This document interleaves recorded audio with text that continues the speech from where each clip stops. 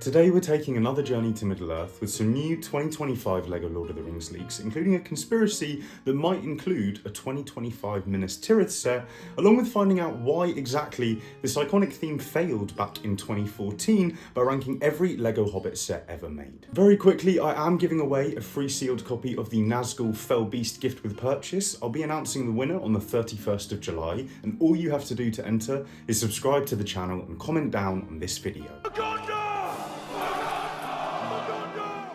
Stick with me for more 2025 news, but around a year ago, when LEGO Icons Rivendell first released, in my review of that set, I explained how there was a new printed map tile included, and on it was marked 4 key locations within Middle-earth. We had Helm's Deep and we had the Tower of Orthanc, already 2 of the best original LEGO Lord of the Rings sets, but we also had Barad-dûr, the Dark Tower, along with the White City of Gondor, Minas Tirith. Fast forward a year and Barad-dûr has been officially released after being teased by some LEGO surveys and has instantly become one of the most popular non-Star Wars LEGO sets in history. And so that only really leaves one location left on that printed map tile for LEGO to make. And considering all of the other rumours that I've been sharing in my recent previous updates, this just adds a lot more weight to the possibility of seeing that Minas Tirith in 2025. Now there is one other location which we might actually see instead of Minas Tirith in 2025, so stick with me till the end of the video to find out all about that. But why now? Why this big revival of LEGO Lord of the Rings after a 10-year absence? And the answer is that it's not really a very sudden revival at all. Rather, back in 2012 when LEGO released the first Lord of the Rings playsets, it had already been 10 years since the original movies released, and the sets they made were all kind of small to medium-sized playsets aimed at younger audiences that were really quite messy and full of play features, which was fun, but didn't really lend itself to collecting. But the real end of the road for the LEGO Lord of the Rings theme was the 25 LEGO the Hobbit sets that released alongside the Hobbit movies. So without further ado, let's get into our ranking of every LEGO the Hobbit set ever made and find out why they all failed. Starting things off at number 25, we have set 30216, the Lake Town Guard minifigure polybag, which was a promotional set back in 2012. And while some of the polybags are great, this honestly just felt like a wasted release from LEGO, with the Lake Town Guard being possibly the least exciting Hobbit minifigure in existence. So at number 24, we have the Mirkwood Elf Guard polybag, which featured an elf archer with simple torso printing, but also included a small tree and a barrel of elvish wine. Again, it was not the most exciting minifigure, but I am a big fan of the elves, and you could army build these if you picked a couple of them up. So moving on to number 23, where we have a 2013 San Diego Comic-Con exclusive micro-scale bag end. The build itself is really nothing special, just a 130-piece mini build that could be designed by anyone. To me, it's the box art and the Bilbo minifigure that are the only cool things, but in 2024, if you want to collect this, you need to spend over $1,500. So at number 22 here, we have an exclusive promotional set with one of the coolest set numbers in LEGO history, Elf 1, and this was at the time an exclusive Mirkwood Elf minifigure with more detailed leaf-like printing on the torso and legs than we see in the polybag version. It was only available if you pre-booked cinema tickets to watch the Desolation of Smaug, and it also came with a cool character card, which is pretty rare to see with a LEGO minifigure. Next, at number 21 is set 30213, the Legolas Greenleaf polybag, and this was a better choice for an exclusive polybag, giving us a main character and in a new appearance, but the minifigure itself is actually not very accurate to what we see from Legolas in the Hobbit movies. It was kind of a fun polybag because you could set up the crossbow and the target for shooting practice, but there were better polybags, like at number 20, where we have set 30213, the Gandalf at Dol Guldur polybag, which released also back in 2012, and included a reused version of Gandalf, so not a very exciting minifigure, but the polybag kind of acted as an extension to the Dol Guldur playsets, and also included a cool printed map tile of Middle-earth, with the Lonely Mountain marked with a cross. And so as a nostalgic little polybag, I think it did a great job. At number 19, we have the first of 3 exclusive Bilbo figures. And this blue coat variant of Bilbo was only available when you purchased a DVD or Blu-ray of the first movie, and it captures Bilbo after he switches to a blue jacket during the second half of his journey. Bilbo is the main character after all, so this feels like a very fitting exclusive minifigure. Next up, at 18, we have the San Diego exclusive Bard the Bowman, which was only available in 2014 and currently sells for around $350. $30. Like the micro scale bag end, this set is only valuable because it was a Comic-Con exclusive, and I don't understand why LEGO didn't do an exclusive King Thorin, or even something like his father King Thrain with a map and a key. Here at number 17, another Comic-Con set, which was an exclusive Bilbo Baggins minifigure, capturing his white shirt appearance at the unexpected dinner party.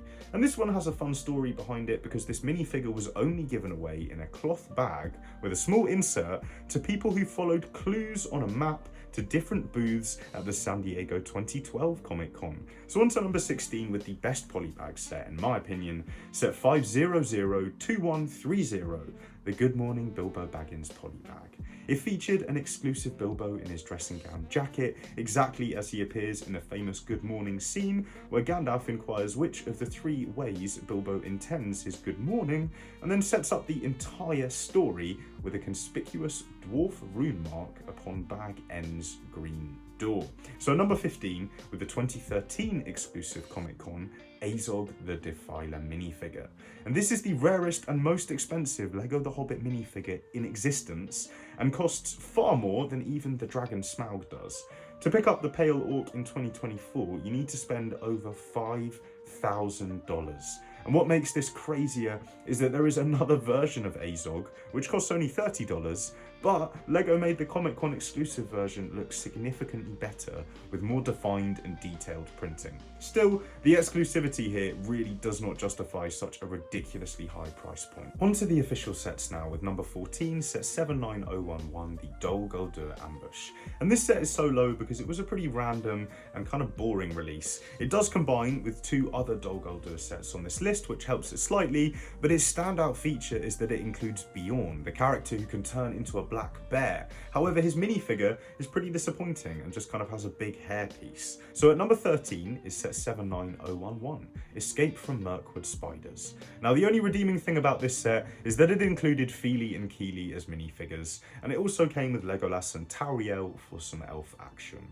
But the overall build felt really lacking, with 2 small spider builds and some broken tree stumps. The mushrooms and the spiders are glow in the dark, so if you love spiders, or you just want to collect those dwarves, then this set is kind of for you. 79002, Attack of the Wargs. In 2014, LEGO's tree designs were just really blocky and didn't look right. The minifigures do save it a bit, with 2 wargs being included, along with Thorin and also Beaver the Dwarf, the one with the axe stuck in his head. But then it also included Yazneg, the named orc war captain, along with 2 hunter orcs. So on to number 11 here with set 79016, the Attack on Lake Town. The minifigures were Tauriel, Bard and his son Bane, and we also had 2 more hunter orcs included. The build was not terrible. It included an exploding bridge play feature along with a working crossbow that could shoot Bard's famous black arrows, but this set felt disappointing because it's kind of the moment Smaug gets shot from the sky, and so getting no dragon and just a small 300-piece build was not really enough to capture the whole scene. Plus, it looks like Tauriel is on a surfboard because of how small that boat is. Now at number 10 is set 79013, the Lake Town Chase, which actually combined with that previous set to create a full Lake Town scene. The set is slightly better than its partner because it included Thorin, Bilbo and Bard the Bowman, along with the Master of Lake Town, and the set itself was more substantial than the attack set, with the whole Master's Gatehouse and a decently sized boat for escape. And if you combine these 2 sets, I suppose it could have been a decent setup, especially if you also own Smaug the Dragon. Just inside our top 10 here at number 9, it says 79000, Riddles for the Ring. And the only reason this set is so high is because it captures such an iconic moment in the books and the movies between Bilbo and Gollum. The build itself just uses some very generic parts to create some pretty boring looking rock work, but it was an affordable way to capture the moment that Bilbo finds the One Ring, and Riddles in the Dark has always been one of my favourite chapters in the Hobbit book. Next up at number 8 is set 79004, the Barrel Escape, which was a fun but pretty messy playset which allowed you to recreate the dwarves' escape scene where they roll the barrels down the ramp. In the movies, Thorin's whole company escapes here, but LEGO just chose to include Gloin and Oin, along with another Bilbo, making it another one of those sets you had to buy to collect the dwarves. But it also included 2 exclusive elf minifigures with the Mirkwood Elf Chief, who even had the keys printed on his belt, the very same keys that Bilbo steals to free the dwarves from the jail cells. And it did have another less detailed Elven Guard minifigure as well. On to number 7 with set 79012, the Mirkwood Elf Army, which captured a section of woodland defence inside Mirkwood. And the reason this set is so high is because of the exclusive King Thranduil minifigure, who is one of the best Hobbit minifigures ever made. And it also included 2 Mirkwood Elf archers, a regular Mirkwood Elf warrior, and some really cool printed elven shields with one of the most Tolkienian patterns I've ever seen on a LEGO piece. The build was not the best, with more blocky tree designs and some modular bits of wall that you could swap around. And at this point we can see a theme with LEGO Hobbit sets, that the builds were often not very big or very accurate, with lots of small play sets aimed at younger fans, which is why the theme failed back in 2013. Whereas in 2024, LEGO is going for large adult collector sets like Rivendell and Barad-dûr. And number 6 here is set 79015, the Witch King Battle. And this was another very small set with only 101 pieces, making it actually the same size as a battle pack. But what makes it special and puts it in the top 10 are the 3 detailed and exclusive minifigures included, where we had Elrond in full battle armour, along with Lady Galadriel, who came with a shiny cape and the Light of Erendil, but we also had the Witch King of Angmar. And although he does not appear in his iconic armour from The Return of the King, he instead appears in spirit form, like where he stabs Frodo with his Morgul blade. So the build itself is disappointingly small, and there's like a random catapult play feature, but it does combine with the other 2 Dol Guldur playsets, which balances out the smaller build. At number 5, we have set 79014, the Dol Guldur Battle, an 800 piece playset capturing the Wizard Showdown with Azog at Dol Guldur. This doesn't appear in the books and was created just for the movies, but I actually really liked it, and as a big fan of the wizards, getting both Gandalf and Radagast the Brown, who was exclusive to this set, was really cool. We also had the cheaper Azog minifigure. The build itself is in the 2013 style, with slightly messy and blocky rock work, and some large older pieces used, but it does use some pretty unique printed parts like the walls, along with some cool play features, and it even has a small hanging cage for capturing Gandalf. So just inside the top 5 at number 4 is a set that should have been number 1, with set 79017, the Battle of the 5 Armies. Just the title of this set gives it so much potential, but sadly LEGO mishandled this to an extreme. In the movies, it's a huge, sprawling battle scene, and so giving us a weird, inaccurate little section of broken building and one giant catapult felt like a really bad joke. And if LEGO had released 2 or 3 other sets to combine it with, maybe it could have worked. It's only saved by the minifigures, where we did get an exclusive King Thorin minifigure who had a golden crown hair mould, and we also had Dane Ironfoot, possibly the coolest LEGO dwarf minifigure LEGO's ever made. And the other minifigures were the cheaper version of Azog the Pale Orc, and then Legolas, Bard the Bowman, and 2 Hunter Orcs. So with 7 minifigures, it was one of the best minifigure lineups available amongst all the Hobbit sets, but the set did let it down massively. Taking up the 3rd place on this list is set 79013, the Goblin King Battle.